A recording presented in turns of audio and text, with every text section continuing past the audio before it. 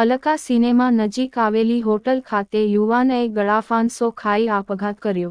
ભાવનગર શહેરના અલકા સિનેમા નજીક આવેલી હોટલ ખાતે એક યુવાનએ ગળાફાંસો ખાઈ આપઘાત કરી લીધો હતો। યુવાન 2 દિવસ પહેલા હોટલમાં રૂમ ભાડે રાખીને રહેવા આવ્યો હતો।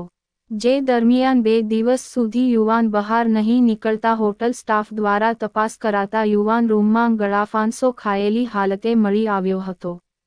ત્યારે પોલીસને જાણ કરાતા પોલીસ ઘટના પોલીસ દ્વારા કાર્યવાહી હાથ ધરી હતી।